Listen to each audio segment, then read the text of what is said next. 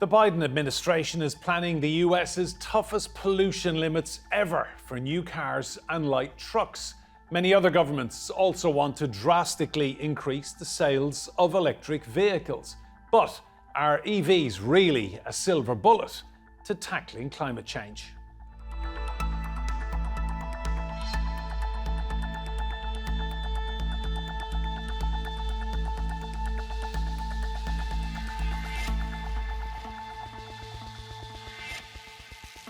Hello and welcome to Roundtable. I'm Enda Brady. Now, electric vehicles are being hailed as an important part of the strategy to tackle climate change.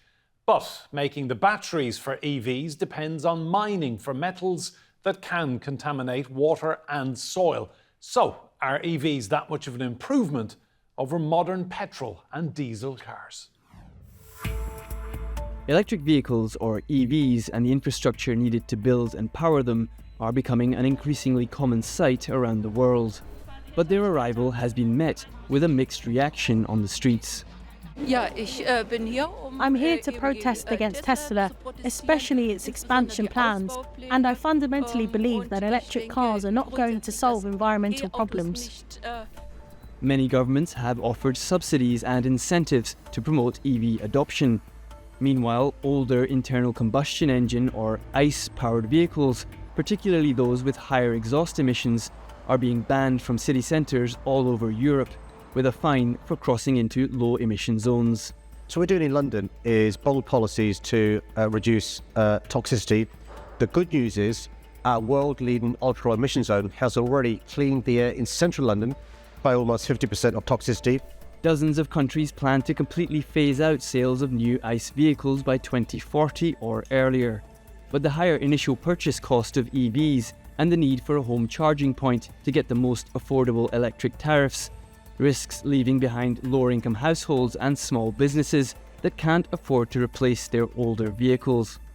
And then there's the debate over how much of an improvement EVs actually are for the environment.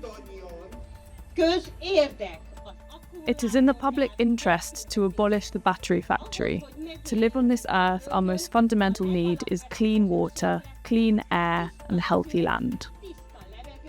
Critics say the EV production process, including mining for lithium, cobalt, and nickel, is far more destructive for the environment than producing petrol or diesel-powered cars, and can leave behind contaminants and toxic waste. But once they've been manufactured, EVs have no emissions other than particles from tyres and brakes, while ICE vehicles continue to emit CO2 throughout their life cycle. According to the International Energy Agency, an EV can achieve carbon parity with an ICE vehicle within 6 months to 5 years on the road, depending on how the electrical grid generates its power. And manufacturers say they are improving their production and recycling processes, along with the efficiency of their batteries, to further reduce their carbon footprint. We have successfully developed solid-state batteries with an energy density of 400 watt-hours per kilogram. As the current commercial lithium-ion batteries have the energy density of 300 watt-hours per kilogram, it improves the energy density by over 30%. Chinese automaker BYD, now the world's biggest producer of EVs, sold more than 3 million of them in 2023. Its lower prices could open up EV ownership to more people going forward. But despite all this, EV manufacturers across the board are warning of a slowdown in sales in 2024. Well, let's meet our guests. Joining us from Milton Keynes in the UK is Asif Anwar. He is the Executive Director of the Global Automotive Practice at TechInsights. That's an information platform for the semiconductor industry. In Washington, D.C., we have William Tobin. He is an Assistant Director of the Global Energy Center at the Atlantic Council. Here with me in the studio, Professor ManMohan Sodhi. He is Professor in Operations and Supply Chain Management. That's at the Bayes Business School at the City University of London. And Lars Sexton, who's a former racing driver. You're all very welcome to Roundtable. Lars, I'll come to you first. Cars have been your life as long as I've known you, 25 years. The e-vehicle, just tell me, I'm at the stage where I'm thinking about getting one. Should I? Oh, tough question. And I think it's a lot like Brexit in so much there's so much information out there, nobody really knows what the right thing to do is at the moment. For me, if I was to buy a new vehicle at the moment, it wouldn't be electric. I love electric vehicles and I think that is the future. But there's too many constraints right now in terms of, it's difficult to charge fast. And it's just not convenient. We live in a world of convenience, and at the moment, the electric vehicles, to me, are a bit of an inconvenience. Mohan, your thoughts, would you go along with that? Pretty much. I wouldn't buy an electric car now. I live in London, I live in a city, I live in a flat. There's no way I could charge it. Also, the technology is changing so quickly that the value of the car after 1 year, 2 years will be almost negligible. And this is why companies like Hertz have got rid of their electric cars, because the value of the car after 2 years, it's like a used laptop. After 2 years, the value is going to disappear, unlike a regular car. And if I'm not sure what I want for 2 years, I would rather have a hybrid car or a petrol car. Asif, is that something you agree with? An awful lot of people are having this conversation in homes around the world. Should we get an electric car? What do you think? I think it kind of depends on some of the factors that the other two speakers have alluded to. Can you charge your vehicle? What kind of range are you going to be doing in the vehicle? And then does it then make sense to make that transition? For many households, including myself, it's a case of maybe sticking with, say, a hybrid electric vehicle for their longer journeys and then transitioning to an electric vehicle for the journeys around town, where you know that you can have easy access to charging. William, your thoughts. Have you got one? Sure. Thanks for having me, by the way. I don't have one. I take the metro to work. We have a pretty good metro system here in DC. But I don't know cars as well as a professional driver. I know numbers. So what I can say is that the total cost of ownership for an EV is generally lower for certain models. There are a couple models out there you can get for an electric vehicle that'll be lower over their lifetime than a gas-powered, petrol-powered car. With that said, the cost is almost always higher up front. So it kind of depends on the person. It's essentially impossible to find an EV with a lower upfront cost than a petrol-powered car. And that's going to be true for a couple more years at the very least. Lars, would I be right in saying that in the United Kingdom, it's very much a middle-class ownership that we see right now? Most definitely, without a shadow of a doubt. I live down quite a nice street. And even down that street, there's not a lot of electric car owners. But everybody that I do know that has electric vehicles has their own house, their own drive, their own charging points, and can afford to lose X amount of money in a new vehicle. Mohan, do you go along with that? I mean, everything I'm seeing, it is mostly a middle-class conversation right now. At what point will e-vehicles be something for everyone? There's middle class, but also rich people. We were talking earlier, some of the electric vehicles are luxury cars, really. So there's a question, if I have 10 cars, one more could easily be an electric car. So the middle class, I don't think it really figures in yet because the cars are way too expensive. At what point can you see, Mohan, big manufacturers producing a car of the people, an e-vehicle of the people? It's at least 10 years away. It's all because of battery and how we are going to support the infrastructure to charge those batteries. You could have a large range car today, but then how are you going to spend the next 4 hours charging it? So there's lots of, or should we just have a battery replacement? You go to the petrol station or whatever, they change the battery and then you go along. So there's lots of uncertainty around how we are going to be using electric cars, what technologies are going to be coming in, will they be autonomous? They just drive by themselves, in which case I just call the car. And if it's a car like that, do I even need to own a car? So I call Uber today, right? So I could just call up the electric car and it would take me to work. So there's too many uncertainties about the business model and we don't know what the final thing would be. William, is cost something that, where you are, is keeping people out of the e-vehicle market? I mean, absolutely. If you look at the environment right now for purchasing cars in general, right, we're in a high interest rate environment. Consumers have been willing to buy cars, but probably not for a higher upfront cost, which is what you're going to get every time when you're looking across the market for electric vehicles, unless you're targeting people who are willing to pay a premium for those electric vehicles. Of course, there have been governments around the world rolling out subsidies. We have them now here in the United States across the board. China has had a very generous subsidy program, but they're rolling it back.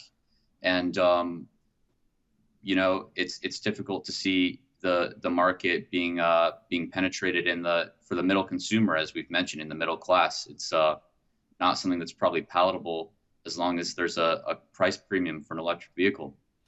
Asif, talk to me about the environmental impact overall and this conversation about the benefits of, not using petrol and diesel.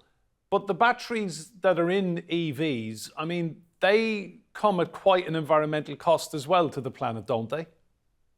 Yeah, no, absolutely. I mean, you have to, if you compare both a internal combustion engine-based platform with an electric vehicle platform, then in terms of production costs, then absolutely the electric vehicle has a higher carbon output than the internal combustion engine. But then in terms of the total cost of ownership, as you go through and use the vehicle, then that's where the benefits of the electric vehicle on the environment start to come into play, and you do kind of emit less emissions than you would with an internal combustion engine. And obviously that is a primary target for both governments and individuals over the next several decades.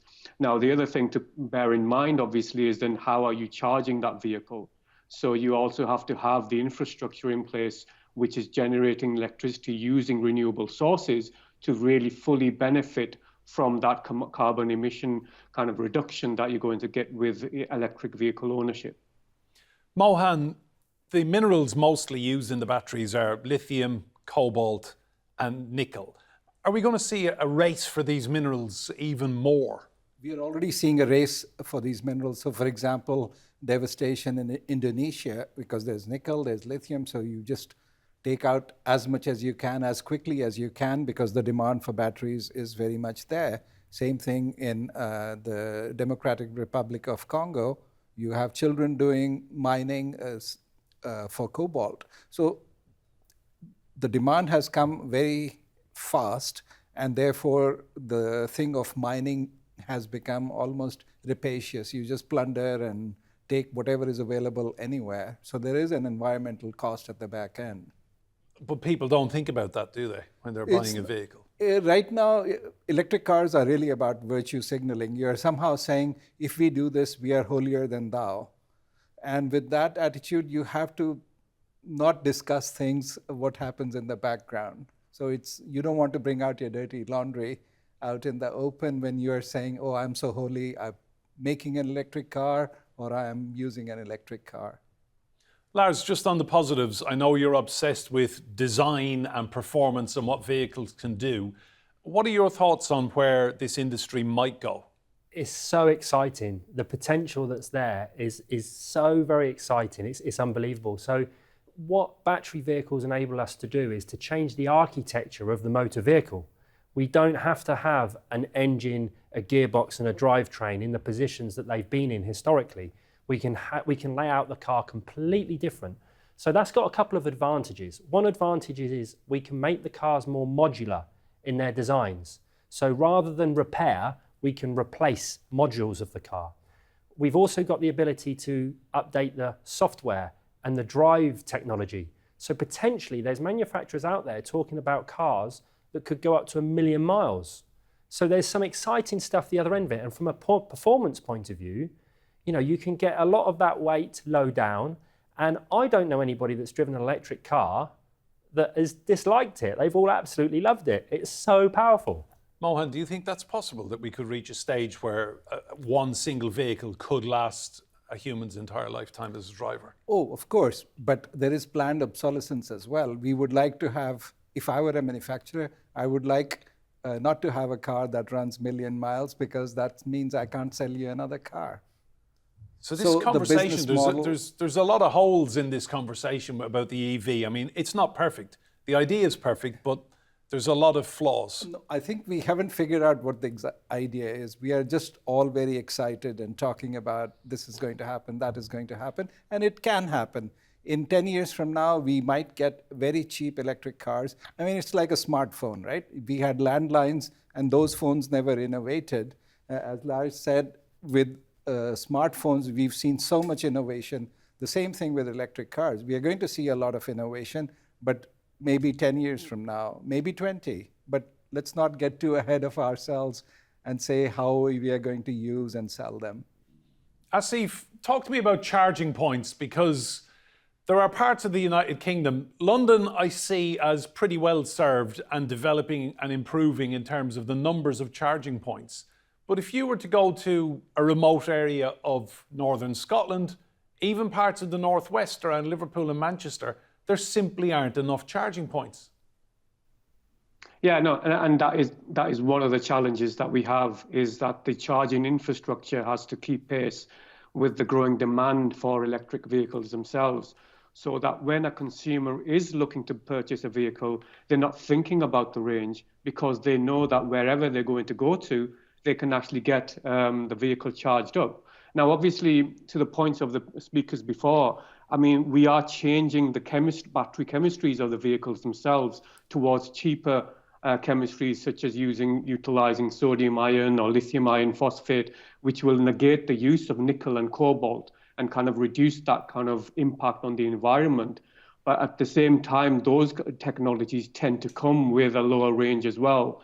So yeah, absolutely. Having that charging infrastructure capability and being able to roll that out on a faster pace is something which does need to be developed further. And that is very much in the hands of both the government as well as the industry as well. The government has to be pushing that and has to make it more, incentivize people to be able to say, okay, well, if we do have an electric vehicle, then it is possible for me to charge along my journey, and it's not going to cost me more than filling my car with petrol. Right now, with the state of, especially with the fact that we failed to reduce the VAT in the recent budget announcement, you can in some cases you can end up paying more for your electricity at a public charging station than you can just filling up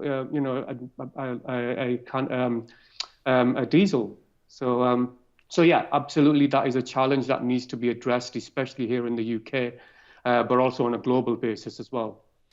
William, you have a presidential election coming in November, and I notice on social media Donald Trump decided to weigh in on the EV conversation because Joe Biden is adamant that America must mostly phase out petrol cars by 2032.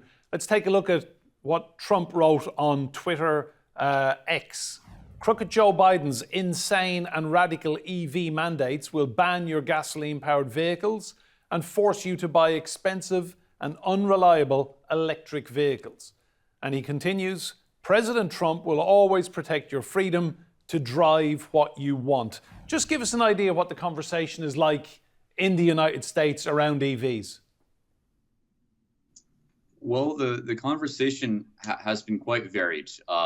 There are a lot of states where there have been strong backlash against the moves to promote the use of electric vehicles through regulations which essentially control tailpipe emissions.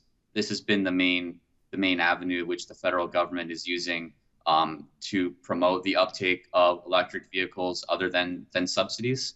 And that rule is being deliberated right now. Basically, the extent to which the government regulates tailpipe emissions could mean a mandate that a certain percentage of new auto sales by 2032 are electric. And it could mean the difference between a 2-to-1 ratio of electric vehicles to internal combustion vehicles to a 4-to-1 ratio, depending on how the final rule shapes out. So it certainly has been a controversial subject. What I'll say is that the current administration did actually dial back the intermediate targets as a response to the backlash against the initial rule.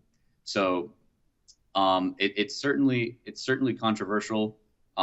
What I'll say is I think that the private sector and the competitiveness of these technologies is ultimately what's going to drive the uptake. It's in my personal opinion not going to be the regulation. It's going to be the competitiveness on cost, because the regulation may not be durable if it doesn't have public support. So as I mentioned at the beginning, the total cost of ownership for an electric vehicle, at least in the United States, is lower than internal combustion engine models for several electric vehicle models. With that being said, again, the upfront cost is higher, and that's just difficult to justify if you're not a premium consumer, a consumer that's willing to pay a premium. But what we could see is that within the next 2 to 3 years, the break-even period, the time in which the operating costs for an electric vehicle really justify the purchase, the lower operating costs, that could become, that break-even period could become 2 to 3 years by mid this decade. Mohan, we've seen a similar thing in the UK. Rishi Sunak coming out and saying that he was pushing back the ban on petrol and diesel cars for sale. It was 2030, now it's gone to 2035. I mean, government policy, it's all over the place on this. Government policy is all over on the place, partly because initially it was about virtue signaling. That's one. Second, there's geopolitics. A Chinese electric car is 1/3 the price, the lowest price Chinese car is 1/3 the price of an electric vehicle you can buy in the UK or the US. So the manufacturers here know that the Chinese could completely wipe them out if cars were to be freely bought and sold. The third is the government has revenue constraints. With petrol, you get the tax revenues, and you make everything electric. With the current tax structures, that would mean no revenues at all. So while one can say good things about electric vehicles, the practical constraint is you just slow things down until you've figured out what the new business model would be. And finally, if, going back to Asif's point, if there were enough charging points, just keep in mind, you need 60 times as many electric stations as you need petrol stations today. So where would all that land come from, and where would you put all those electric charging stations? Where will the electricity come from? And then where would the electricity come from? That's another thing. Now, you're originally from India. Yeah. I've read that the Indian market for EVs could push towards, by the end of the decade, $100 billion. India, with the greatest of respect, there's energy problems, there's power problems, there's electricity supply problems, as it is. Yeah. So what happens? So keep in mind that, yes, the government is pushing for EVs. Partly it's a technology game. And it's the same thing in the US, same thing in the UK. It's a technology game. They don't want to be left behind China. Everybody's trying to catch up to China. China's way ahead, so it doesn't matter.